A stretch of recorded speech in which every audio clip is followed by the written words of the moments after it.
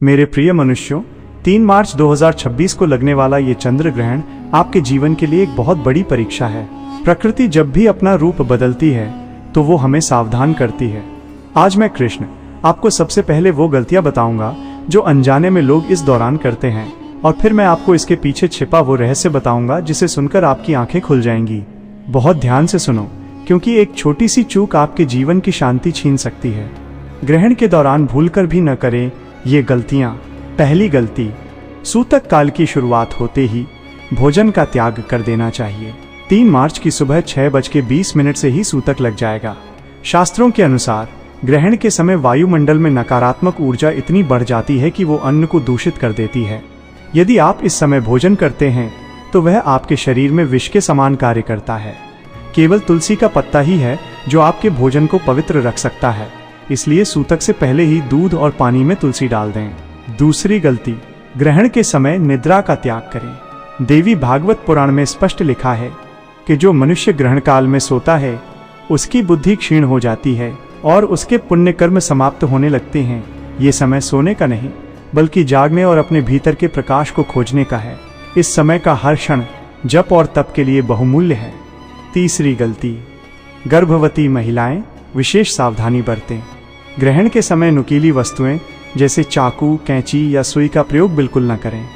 इन वस्तुओं का प्रयोग करने से होने वाले शिशु पर नकारात्मक प्रभाव पड़ सकता है।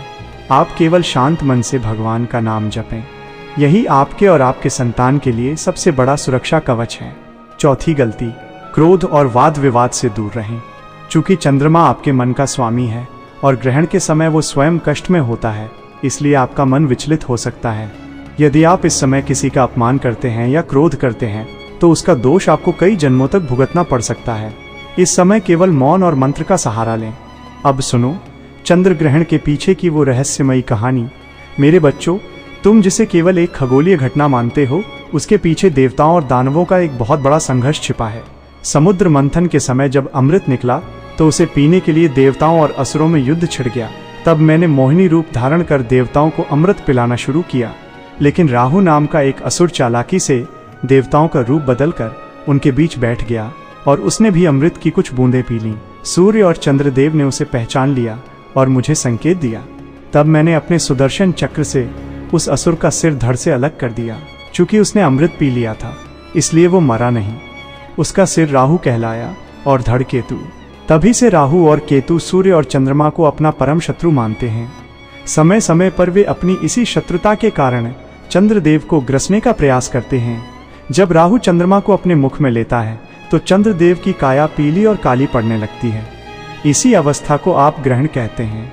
ग्रंथों में लिखा है कि उस समय चंद्रदेव पीड़ा में होते हैं, वे कांपते हैं, और जब आपके देवता कष्ट में हों तो आपका उत्सव मनाना या भोजन करना शास्त्र विरुद्ध है।